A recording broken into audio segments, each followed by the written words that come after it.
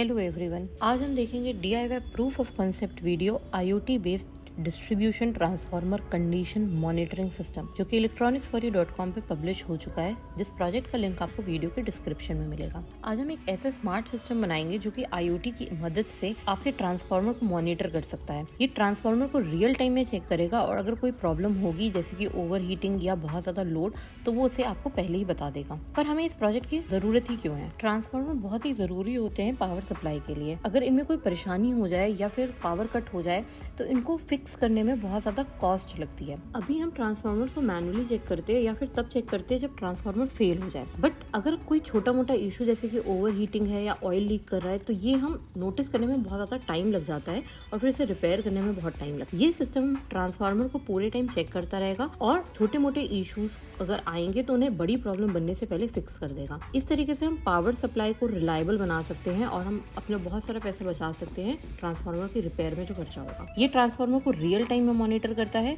ये डेटा को क्लाउड पे भेजता है रिमोट मॉनिटरिंग और एनालिसिस के लिए। चलिए देखते हैं ये काम कैसे करता है। ये हमारा सेटअप है। यहाँ पे आप देख सकते हैं टेम्परेचर और ह्यूमिडिटी की वैल्यू LCD स्क्रीन पे हमें दिख रही है। ये करंट वैल्यूज हैं टेम्परेचर और ह्यूमिडिटी की जो ट्रांसफार्मर के अराउंड पे है। ये करंट सेंसर है जैसे कि हमने कनेक्ट करा हुआ है ट्रांसफार्मर लोड से। अगर हम करंट सेंसर को हटा देंगे तो हम LCD पे देख पाएंगे कि 0 रीड हो रहा है। ये प्रोजेक्ट बना सकते हैं वो लोग जो कि इलेक्ट्रॉनिक्स में, एम्बेडेड सिस्टम में, IoT में, सॉफ्टवेयर डेवलपमेंट में दिलचस्पी रखते हैं। इसके अलावा ये प्रोजेक्ट बहुत ही अच्छा है एकेडमिक इंस्टीट्यूशंस के लिए या इंजीनियरिंग स्टूडेंट्स के लिए जो कि इसे अपना रिसर्च प्रोजेक्ट या कैप्स्टोन प्रोजेक्ट की तरह बनाना चाहें। पर इसे बनाएंगे कैसे? इसे बनाने के लिए बहुत ही कम कंपोनेंट्स का इस्तेमाल हुआ है। चलिए देखते हैं।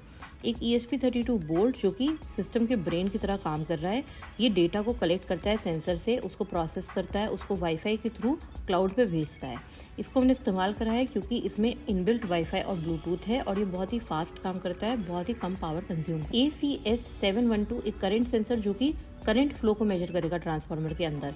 इसे हमने इसलिए इस्तेमाल करा है क्योंकि ये बहुत ही छोटा सा होता है और बहुत ही आसान होता है ESP32 से कनेक्ट। एक DHT11 सेंसर जिसको हमने इस्तेमाल करा है टेम्परेचर और ह्यूमिडिटी को मेजर करने के लिए ट्रांसफार्मर के अराउंड। इसे हमने इसलिए इस्तेमाल करा है क्योंकि बहुत ही सिंपल और लो कॉस्ट सेंसर है। एक HCSR04 एक अल्ट्रासोनिक सेंसर है जिसे हमने इस्तेमाल करा है ऑयल लेवल को मेजर करने के लिए ट्रांसफार्मर के अंदर। एक 16x2 LCD डिस्प्ले का भी इस्तेमाल करा गया है डेटा को जो हम रियल टाइम में निकाल रहे हैं उसे लोकली दिखाने। इसके अलावा एक ब्रेडबोर्ड और कुछ कनेक्टिंग वायर्स का इस्तेमाल करा गया है इलेक्ट्रिकल कनेक्शंस करने। सबसे पहले हम सर्किट को असेंबल कर लेंगे सर्किट डायग्राम को फॉलो करते हुए। सारे कंपोनेंट्स जैसे कि ESP32, temperature and humidity sensor, current sensor, ultrasonic sensor और LCD को हम ब्रेडबोर्ड पे अरेंज करेंगे। इसके बाद सर्किट डायग्राम को फॉलो करते हुए हम इस पूरे सर्किट को असेंबल कर लेंगे। एक बार जब हमारा सर्किट बन जाएगा तो फिर हम Arduino IDE पे कोड लिखेंगे अपनी ESP32 बोल्ट के लिए। चलिए अब कोड को देखते हैं। कोड में हमने सबसे पहले उन पिंस को डिफाइन करा है जिससे हमने सेंसर और LCD डिस्प्ले को कनेक्ट करा है। उसके अलावा हमने इसमें कुछ जरूरी लाइब्रेरीज को इंक्लूड करा है। इसके बाद हमने यहाँ पे वाईफाई की का सेटअप करा है जहाँ पे आप अपना SSID और पासवर्ड डाल सकते हैं अपने होम राउटर का या अपने नियर बाय राउटर का।